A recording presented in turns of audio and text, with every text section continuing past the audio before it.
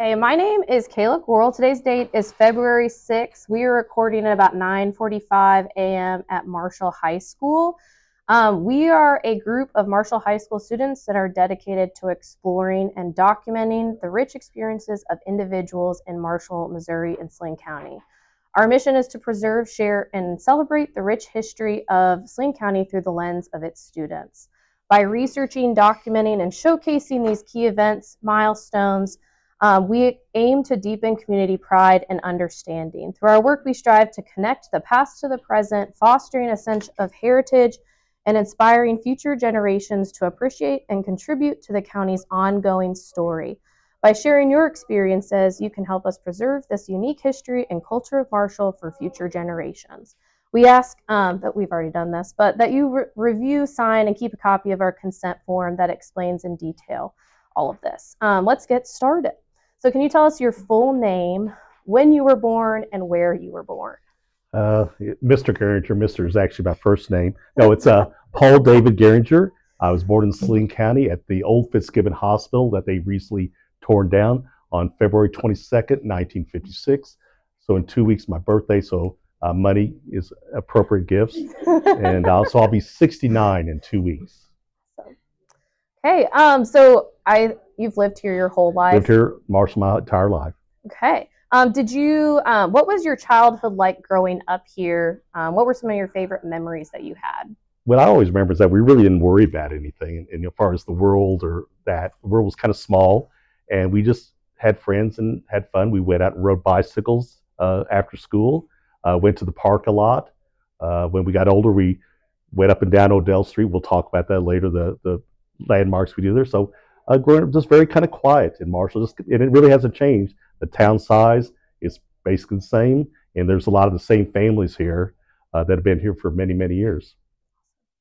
Will you describe your family and kind of like the structure of it and what it was like living here in Saline County? I've got my mom and dad's wedding picture over there, and there's two pictures, and as they pass around, we'll talk later, see if you can tell the difference between the two pictures. But my dad moved here from Texas when he was younger, and his father bought a farm from my mom's family. And so that's how they met, and they got married relatively long. I think my mom was 18, my dad was 20, and they got married, and they lived on the family farm. We bought the farm during the Depression because the previous owner had gone bankrupt. And so they got married, and then they started a family. Unfortunately, my dad got drafted. He did not know the draft rules. So my mom was 7 months pregnant when my dad had to go to World War II. And so he did not see my oldest brother until my brother was 2.5 years old. And so I have 5 brothers and sisters. 2 older brothers have passed away. And so I'm 5 out of 6. Where did your dad serve? What branch was he in? He was in the Army, and he served in the Pacific. He left and was gone for 4 years on a boat, went through all the battles, the island hopping in the Pacific. And his last time, he was at Hiroshima, where the bomb was, and helped clean things up in Hiroshima at the end of the war. And so he served for all that time. Is there a sibling that you were like closest with, or? Probably my little sister, because the other brothers were older, and they were already gone to college, gone to the military. Mm-hmm. And I wasn't as close to my older sister. But my little sister, I was 6 years old when she was born, and I was upset that it was a girl because we had the name Eric picked out. I mean, the new playmate. So and plus, I had my little sister in class when she came to Marshall High School. Oh, wow. I taught her for 4 years. What was her name? Mary Margaret. Mary Margaret. My family's either Mary or Joseph. Catholic, sorry. In Saline County, when you guys were young, what did you guys do for fun outside of you? I know you talked about riding bicycles, all of that, but was there any places you would go? Going to the park. The park was a big thing there, and we'd ride. And when we got older, we really rode around on the Strip, where Little Caesars is now was A&W, an older type Sonic. So we'd go to loop through there and go to the square and loop around and back and forth. And you wave at people, and sometimes you'd wave them over and stop and talk. And we do that for hours upon end, and things like this. And a lot of school activities, whether it's sports or what activity you're in. But we really didn't go out of town much. I don't really remember going anywhere except to the orthodontist in Sedalia, but we never went out of town very much. We just kind of hung around here, worked on the farm. I don't know about your grandparents, but everybody had seemed like they had a farm member that we worked on the farm, baling hay, working with cattle, hogs. Just you worked. Yeah. What schools did you attend here in Saline County, and what was it like whenever you were going to school there? Went to St. Peter's, and we had nuns back then, which were kind of scary. Sister Mary Philomene, I remember she was 9 foot taller, or she seemed like that when you were here. And they were kind of rough on us. I mean, they spanked us, they hit us with the rulers. I had great penmanship. I knew yes ma'am, no ma'am, yes sir. I knew how to memorize. We could memorize anything because that's what we did. And then I came over to the high school, which was Beaker Middle School, was the high school. It was grades 7 through 12. Imagine 6 grades at that building. And went through that, and then graduated Marshall High School. Then that's when they passed the bond issue when I was a senior to build this building. And then when I came back, my first year teaching was the second year of this building. Okay. Were there any teachers that you remember fondly, or like in Marshall High School? Yeah, my debate coach, Mr. Rice, who came last year to the debate class, he recruited me out of a Al time class my sophomore year, so very influential. And Mr. Russ White, who just passed away a couple years ago, he was the history teacher who taught here for 40 some years and was the head, just a historical person and just a great guy. Went to Valley and stayed here. So Mr. White, and I got to come back and then teach with him. So what were some of your favorite subjects, classes? Latin, actually. I remember taking Latin in high school, Mrs. Bowie, and that was wonderful. The English class was senior 4. We had Mrs. Van Meter, who I think drank during the day and had a bottle in her desk. Did you have Mrs. Van Meter, Mr. Harvey? Okay, he kind of smiled. She was very eccentric. A lot of good history teachers, and English and debate and math. I was very good at math. 3 of my members of the family are accountants. Math was easy to me. I can't do it anymore, but it was easy to me. And so I enjoyed math a lot. What were sports activities that you were part of? There were no girls' sports in high school till like my sophomore, junior year, because there was no Title IX. So girls were cheerleaders because that's what they did. But same sports, football, basketball, baseball. Well, we didn't have baseball back then, I'm sorry. But yeah, just same kind of sports. Did you participate in anything? No. When I was a senior in high school, I can show you my draft card. I was 5'6", 120 pounds. So take Eliza Paprick and chop off a few inches and smaller that. I was a little bitty guy. I grew 6 inches my first 2 years of college. I gained the weight last year. Were you on the debate team though? Yeah, the guy recruited me out of this Al time, and I was terribly shy and quiet. I mean, really shy and quiet. I didn't talk. If you remember Mrs. Reeve, she said that my nickname was Quiet Paul. He told me, he said, "Well, take this debate class. It's a lot of history, a lot of interesting stuff. You won't have to get in front of people and talk." Well, he lied. So yes, I was in debate for 2 years. Then I was in college for 4 years at Warrensburg. Okay, so yeah, tell us a little bit more about that. You went to, what was it called previously? It was called CMSU, Central Missouri State University, now UCM.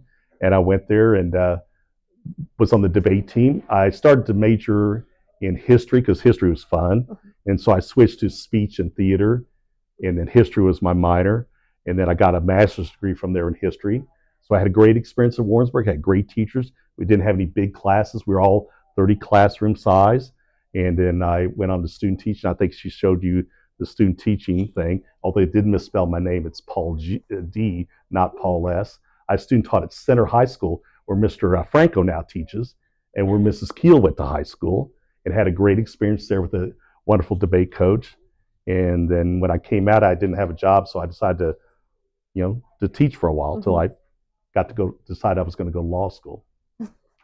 Tell us a little bit more about your career here then at Marshall High School. Well, I came in and they had an opening for a debate coach. The previous guy had not done anything. So I remember the principal, superintendent, Mr. Brock, interviewed me, and he didn't really, I don't remember if he offered me he said, can you do this debate thing? I said, I think I can. He said, okay, I'll be watching you. And that was the interview. Like 2 minutes, I think I got hired. So I came here very young. I was 21 when I started. I wore a tie so that people wouldn't charge me the student lunches down there. Had my little sister in class and started the debate team and been doing that for 47 years and taught history for many, many years. I was the history chairman for many years. And this is my 47th year here. And I still kind of miss the green carpet. Do you have any specific memories from Marshall High School that stand out to you as a teacher, or any favorite coworkers? When I came here, the other history people, there were 5 other gentlemen in history. They had taught like 20 some years. White, Nelson, Hargraves, Guthrie, and so I was kind of the young kid. And I've got a great picture I'll show you sometime. I was the young kid on the block, and we just were pranksters, funny, doing just characters and things we probably get fired for today. Kind of bad choices. The debate kids know a couple of the stories though, but just wonderful people to work with and people that stayed many, many years. Unlike now with COVID, how many know you've had a lot of teachers have left. So back then, people stayed forever for many, many years. So that was a lot of fun. And the kids were the kids. Very lot of pride in Marshall High School, and so it was good. So kind of switching over to the community itself, but are there any businesses, buildings, landmarks that used to be here that aren't anymore that you liked or that? Oh gosh, so many businesses Yeah. have changed. The squares changed so much as far as what used to be there. But again, A&W used to be where Little Caesar was, so that was kind of a iconic landmark. But with the Hab Center being torn down, the old hospital being torn down, I know they're probably going to eventually tear down Eastwood and those old schools. So there's a lot of old memories. There used to be a shoe factory where the recycling place is in Marshall that employed a lot of people. You see a lot of blank places around the square. There used to be businesses everywhere. So just a lot of things have changed, but not a lot. Also, not this, or not always, or it's different, but not extremely different. What are some? This is kind of more of a this might date you a little bit, but pop culture. Like, what was popular music when you were growing up? Movies. I grew up in the '60s, so Beatles, rock and roll. Old people said, "Oh, I wish I could live in the '60s." Oh gosh, '68 was a horrible year with Vietnam. We had so much chaos in the world, but the music was wonderful. I know a lot of people said, even Elton John, Eagles, people at concerts, people go still today. Journey, Def Leppard, that's when I went to my first concerts. They're still around. So a lot of pop culture movies. Oh, One Flew Over the Cuckoo's Nest, Jaws. Oh gosh, I remember seeing Jaws for the first time in the theater, and that scared the bejesus out of us. And I remember when we first got a color TV at home, I'd never seen Wizard of Oz in color. And when I saw those green monkeys and the witch, oh my gosh, that was scary. I'll go back to kind of talking about Vietnam a little bit, because I know you've got a little bit to share on that. What was kind of, I'll say maybe the community but also I know a lot happened with your family as well within Vietnam and yourself. Will you kind of explain a little bit about, I guess, your family first, then the community? Well, it was always going on, and it was kind of, they always called it the television war, TV war, because we would get home at night and kind of see the results. They really would say, today in Vietnam, 40 Americans got killed. They'd have the American flag. They say, we killed 400 communists. And these people, it would be like a ESPN victory thing. And you kind of add up the bodies.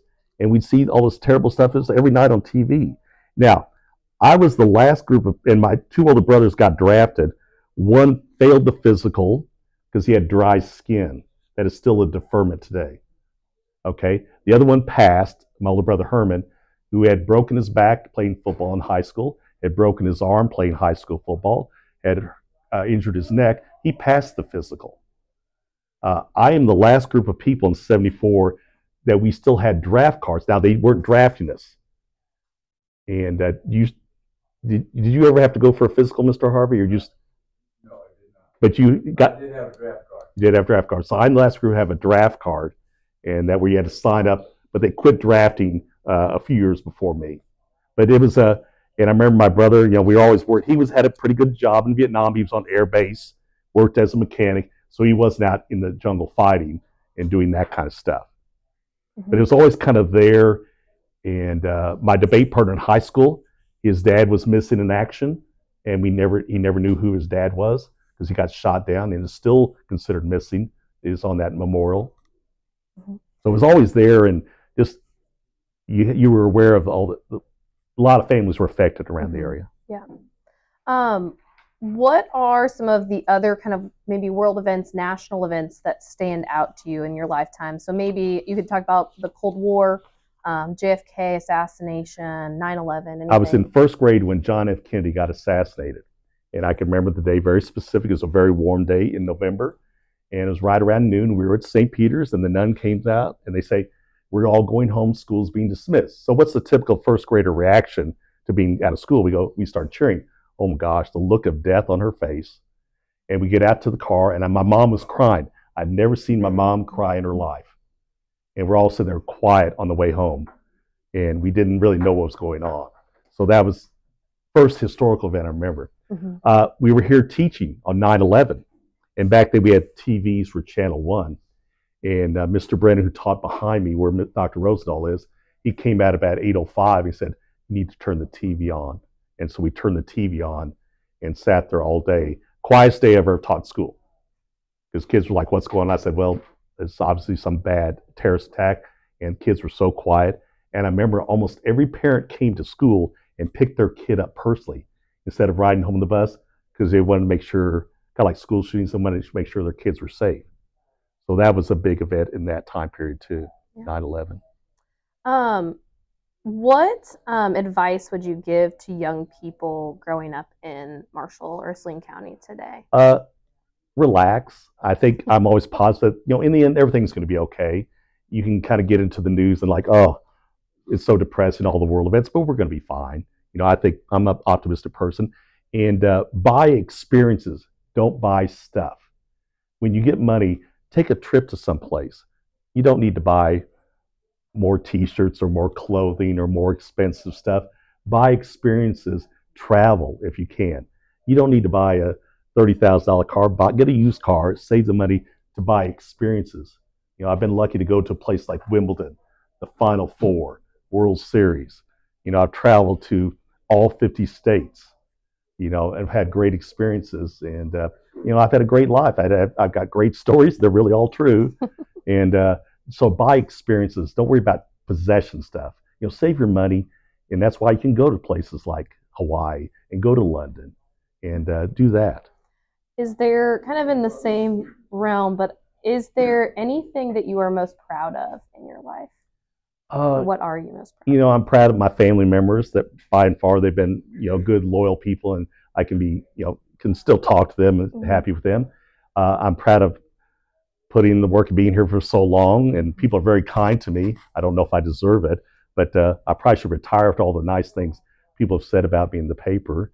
I've had a good life. I'm very positive, and I love telling stories, and I love knowing the fact that I taught many of your grandparents, and I don't think I dated any of your grandmothers, There was one girl I had in class, I did date her aunt, so things happen. But just proud of that. It's been a good life, and I don't think it's over yet. And I'm going to just keep going on as long as I can. Is there anything else you'd like to share that we didn't hit on? Yeah, one thing is talk about history. I did my master's paper in history on prisoner of war camps in the United States. Because in World War II, as our soldiers went over there, we brought the Germans back here. And where you're seated right now, where Marshall High School is, was the site of a German prisoner of war camp in World War II. Between 1943 and 1946, we had several hundred Germans and Italians. There's no remnants now, but they were in barracks here, and we rented them out to farms. What's the Marshall kid's name? That's Brock. His great-grandfather, you could rent them out. You could rent German soldiers out to go work because all the guys were gone to the war. So that's the article I started with. His great-grandfather would rent Germans to go work on the family farm, and they did bring them back at night. They'd bring them back the next day. And so this was where a German POW camp was. So some kind of cool history. There were 32 sites in Missouri, and we're seated at one of them. And you wrote a paper. That's what my master's paper was on. And I went to all places and went to the National Archives. It does look just like that in National Treasure. It really is like that. And it was a cool experience to write a cool paper. And if you want to read it sometime, I'll bring it in. It's only 70 pages. Just took a few months to write. It was okay. That was back before computers. You had to type. Anything else you'd like to share? Let me see if I wrote notes. Here, I wrote a few notes. No, I think that was the main thing I want to talk about. Thank you. Thank you so much for participating, being our first interview today. If you want to add anything, we'll kind of go over the video and all of that stuff, and we might ask some additional questions. Can they ask? Yeah, do you guys have questions for him that came up? Yes, that happened too. Oh gosh, we were turning the TV on, so we were watching it live. Yeah, we were watching it live, and that was bad. That was bad because as the adults, you gotta kind of say, okay, clearly something bad happened, but it's a shock to show that stuff. And when I was growing up, we saw John F. Kennedy's assassin get murdered on TV. Oswald, they were moving him, and we're sitting there watching it live murder on television. So yeah, we saw that, and that was very traumatic for watching that very live right in class. And I'm sure there's other things that I've lived through a lot of history, like the plane crash in D.C. I've flown in and out of that airport so many times that you fly right over down that river, and it's just kind of you notice that type thing. So, yeah. Any other questions about? Yeah. What was the biggest trend? The biggest trend? Oh gosh, bell-bottom pants, plaid jackets. We call them CPO jackets. Plaid jackets. Hot pants for girls. Whew. That was an interesting time period. Dress codes. Girls at St. Peter's, they'd beat you girls if you had you had to have dresses below the knees. Curly hair. I remember Mr. Harvey's brother had this big white blonde fro. The white fro. He had a big blonde fro. I think he's bald now, isn't he? Yes. I had long hair in college. It was blonde and beautiful and wavy. Long hair, but everything, just all kinds of styles. You had short hair, you had long hair.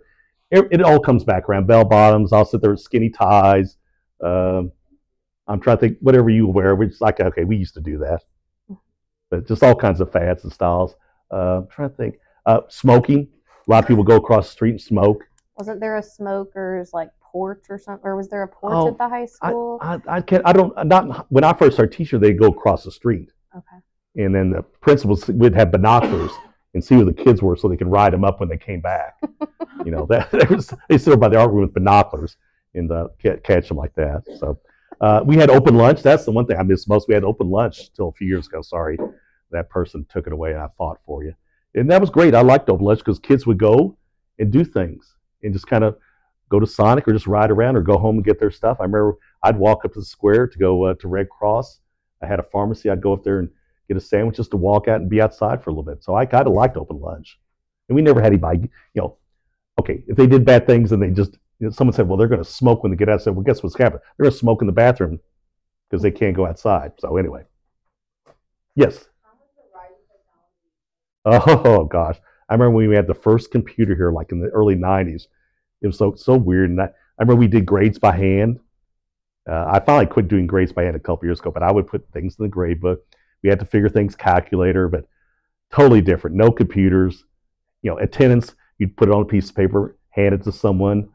And so totally different in the 90s. And then